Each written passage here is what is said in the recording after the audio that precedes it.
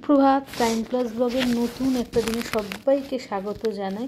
সকালবেলা উঠে কাজকর্ম শুরু করে দিয়েছি, তার সাথে ক্যামেরাটাও অন করে দিয়েছি।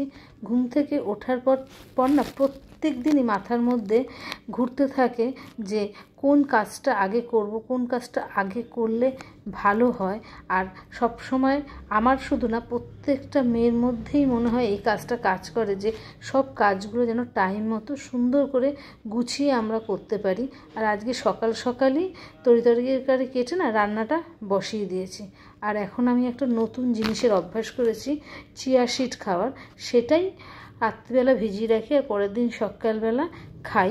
সবাই বলছে এটা নাকি খাওয়া ভালো, তাই আমিও এই অভ্যাসটা শুরু করে দিয়েছি। বাড়ির কাজকর্ম করা কিন্তু সবসময় সহজ হয়ে ওঠে না, কিন্তু আমরা প্রত্যেকটা মেয়েই সুন্দরভাবে সেই কাজকর্মগুলো মেনটেন করি। আসলে আমরা আমাদের সংসারটাকে ভীষণভাবে ভালোবাসি, তাই জন্যেই নিজের মনে করে নিজের মতন করে কাজগুলো করতে থাকি। রান্নাঘরে রান্না বসিয়ে দিই, দেখো আমি চলে এসেছি ঘর ঝাড় দিতে, কারণ আমি আমার ঘরটা নিজেই ঝাড়ি নিজেই মুছি। তো রান্নার ফাঁকে ফাঁকে এসে এই কাজগুলো করে যাই, এতে না সময়টা বাঁচে। আর সেই কাজ করার ফাঁকে আবার রান্নাঘরে চলে আসি। বলেছি না, একটার পর একটা কাজ মাথার মধ্যে ঘুরতে থাকে, তাই কখনোই না সকালবেলা রেস্ট নিই না বা বসে পড়ি না কাজ করতে করতে। রান্না বসিয়ে দিই, রান্নাটা জাল দিতে দিতে ঘরের কিছুটা কাজ করে আসি। সেই কাজটা করতে করতে আমার এদিকে রান্না হয়ে যায়। তারপরে আবার আমি রান্নাঘরে আসি, রান্নার তরকারি দেখি যে কতটা জাল হয়েছে, সেটা নামিয়ে আবার একটা নতুন তরকারি বসিয়ে দিই। এইভাবে রান্নাগুলো করতে থাকি। আর আজকে সকালে না উচ্ছের তরকারি করে ফেলেছিলাম, আর এখন বসিয়েছি একটু কাটা চচ্চড়ি। অনেকটা ভেটকি মাছের কাটা ছিল, তাই জন্য কাটার চচ্চড়ি করব। আর আগের দিনের আলুর দম ছিল, সেইগুলো গরম টরম করব, সকালবেলা সবাইকে খেতে দেবো। আর আজকে সকাল থেকেই একটু তাড়াহুড়ো করেই রান্না করছি, কারণ সামনে কদিন পরেই ছেলের পরীক্ষার জন্য ওকে তৈরি করতে হবে। ও এখন স্কুল যাচ্ছে না।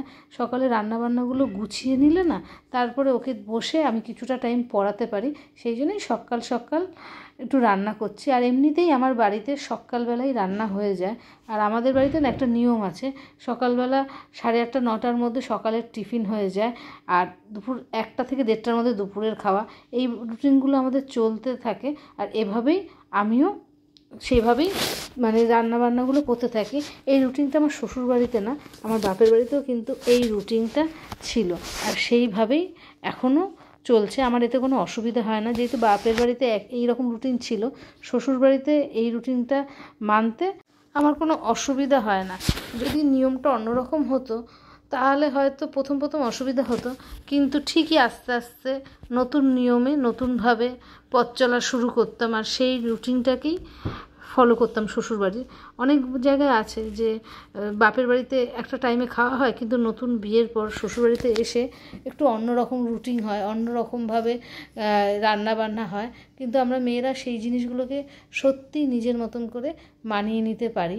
আসলে সেই সংসারটা আস্তে আস্তে কখন যে নিজের সংসার হয়ে যায় সেটা কেউই আমরা বুঝি না। প্রথম একটু অসুবিধা হয় ঠিকই, বাপের বাড়ির একরকম পরিবেশ থেকে আমরা আসি, তারপরে শ্বশুরবাড়িতে এসে আরেক রকম পরিবেশ পাই। রান্না বান্না খাওয়া দাওয়া সব কিছুর মধ্যেই একটু অন্যরকম ছোঁয়া থাকে। কিন্তু একটা সময় হয় কি জানো তো, বাপের বাড়ির জিনিসগুলো আস্তে আস্তে ভুলে শ্বশুরবাড়ির জিনিসগুলোকেই আমরা নিজের মনে করে নিই, আপন করে নিই, আর সেইগুলোকে আস্তে আস্তে ভালোবেসে না কোনো সময় এই রুটিনটাই যেন আমাদের নিজের হয়ে যায়, আর সেই রুটিনেই আমরা চলতে থাকি। সকালের রান্না তো মোটামুটি কিছুটা হয়ে গেছে, আর এখন আমি মাখছি আটা। সকালবেলা সুব্রত আর ছেলে রুটি খাবে, তাই ওদের জন্য আটা মাখছি। আর আমি কালকে একটু ফ্রাইড রাইস ছিল আর আলুর দম ছিল, সেটা গরম করে খেয়ে নেবো। আর মার তো সকালে টিফিন হয়ে গেছে। আর আমার দেখো কথা বলতে বলতে রান্নাটাও কমপ্লিট হয়ে গেছে। এই রান্নাটা নামাবো। আর একটা কথা বলি, রান্নার ফাঁকে কিন্তু আমার রুটিটাও করা হয়ে গেছে। সব কিছু তো ভিডিওতে দেখানো সম্ভব হয় না, তাই সেটাও আমি দেখাতে পারলাম না। রুটি আমি করে পাশে রেখে দিয়েছি, আর রুটি খাওয়ার তরকারিও করা হয়ে গেছে। আর রান্না করে আমি এবার অন্যান্য কাজে যাব। রান্নাটা না একটা বড়ো কাজ, সেটা হয়ে গেলে অনেক কিছু কাজ কমপ্লিট হয়ে যায়। ঘরের কাজ করতে যেতে পারি, বাইরে কোথাও বেড়াবার হলে, যদি কিছু কেনাকাটার থাকে আর কি, বেরাতে হলে আর কি, সেই জিনিসটা আমি করে ফেলতে পারি। রান্নাটা একটা নিশ্চিন্ত হয়ে গেলে আর কি, না তো রান্না না হলে ভীষণ অসুবিধা হয়। আর সকালবেলা রান্না হয়ে গেছে, এই দেখো রুটিটাও কমপ্লিট করে ফেলেছি, টেবিলে রেখে দেবো। ওর খাবারও গুছিয়ে রেখেছি, ওর বলতে সুব্রতর খাবারটা গুছিয়ে রেখেছি, ওর টাইম মতন এসে খাবে। আর দেখো কতগুলো রান্না করে ফেলেছি, উচ্ছে ভাজা করেছি, পার্শে মাছ করেছি, সেটা অবশ্য তোমাদের সাথে শেয়ার করিনি, বলেছি না সব কিছু এক ভিডিওতে শেয়ার করা যায় না, তাই পার্শে মাছটা দেখানো হয়নি। যাই হোক, কাটার চচ্চড়িটা হয়েছে। আর এখন আমি এই ফ্রাইড রাইসটা গরম করব, সেটাকে খাবো। আর ফ্রাইড রাইসটা মাইক্রোওভেনে একটুখানি গরম করে নেব, খুব সুবিধা হয় জানো তো ফ্রাইড রাইসটা গরম করতে। আর এই দেখো আমি কিন্তু খাওয়া দাওয়া করে ছেলের কাছে চলে এসেছি, পড়াতে বসিয়ে দিয়েছি ওকে। ছোটোবেলা থেকেই না ওকে আমি পড়াই বলে না, ও যখন একা বসে পড়ে মনে হয় ও ঠিক করে পড়ছে কি না, পাশে গিয়ে বসি দেখি।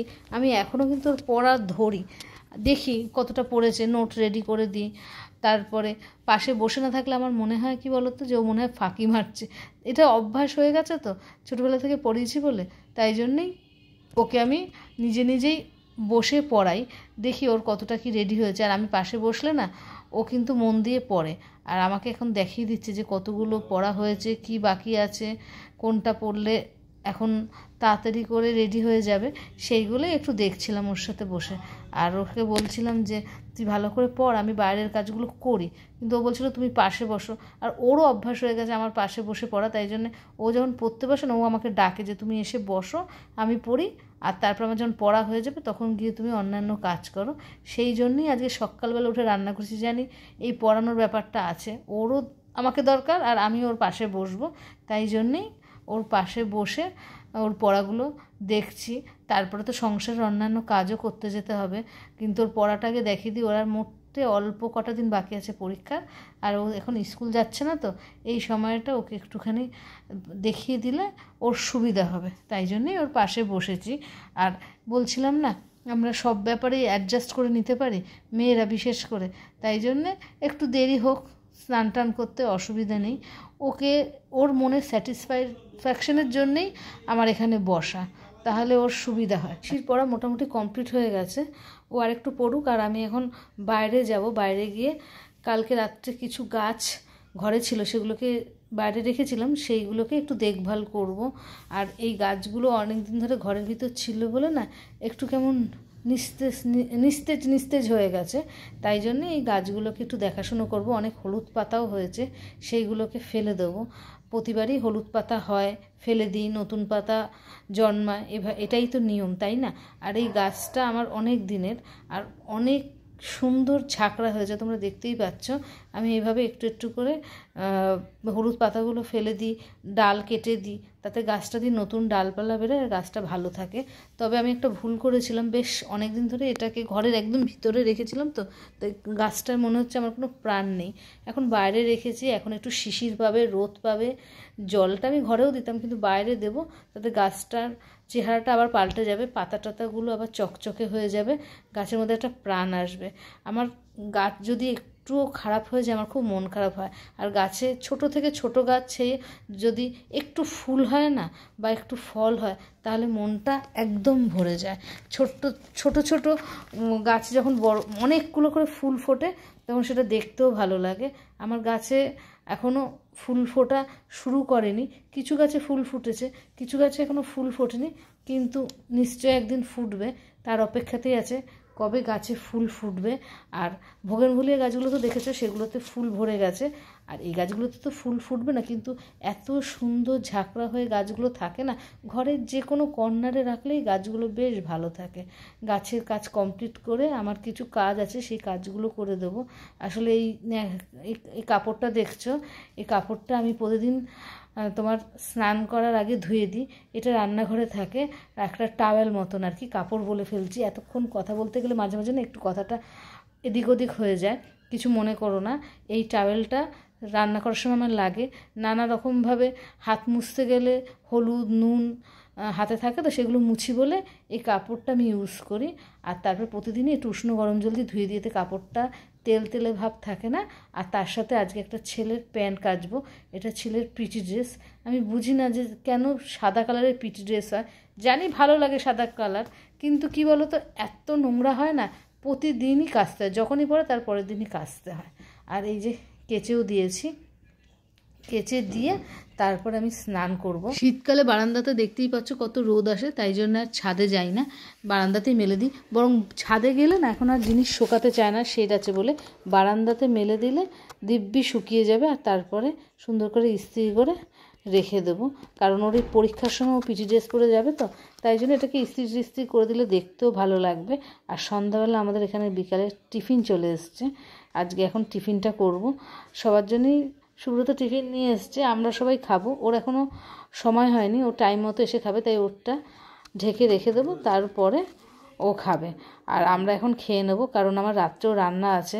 বলেছি না, মেয়েরা আমরা অল্পতেই খুশি, আর সংসারে মানুষের জন্য কিছু করতে পারলে না, কিচ্ছু যদি করতে পারি তাতেই আমরা খুব খুশি হই, কারণ তাদের মুখে হাসি দেখলে আমাদেরও মন ভরে যায়।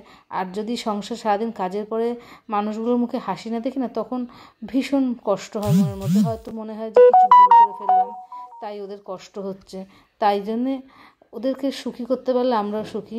এখন রান্না করতে যাব কেন বলো তো, দুপুরে রান্না করেছিলাম, কিন্তু এগরোল রান্নার সময় সুব্রতর আবার একটুখানি মাংসের দোকানে গিয়েছিল, সেখানে গিলেমেটে পেয়েছে, নিয়ে এসছে, আনার পরেই বলছে একটু রান্না করো, সেই রান্নাটাই করব। আজকে সুব্রত একটুখানি গিলেমেটে নিয়ে এসছে, ওরা ভালো খায় বলে, তাই জন্যেই রান্না করব। এটা যদি ফ্রিজে রেখে দিয়ে কালকে রান্না করি, খেতে অতটা টেস্ট লাগবে না, তাই জন্য এখন একটু রান্না করব। পুরোটা রান্না না করলেও কিছুটা রান্না করব। কোনো কিছু সদ্য নিয়ে আসলে রান্না করলে যতটা টেস্ট হয়, ফ্রিজে রেখে তারপরে রান্না করলে না, সেটা আমাদের খুব একটা ভালো লাগে না, আর সত্যি কথা তার টেস্টও আসে না। তাই জন্যে এই জিনিসগুলো রান্না করব। বলেছি না, মেয়েরা সংসারে মানুষের হাসি দেখলে আনন্দ পায়। যাই হোক, এখন এটা রান্না করব, কেটে বেটে রান্না করতে সময় লাগবে। ভিডিওটা আর বাড়াচ্ছি না, এখানেই শেষ করছি। সবাই ভালো থেকো, আজকের মতো তাহলে টাটা, বাই বাই।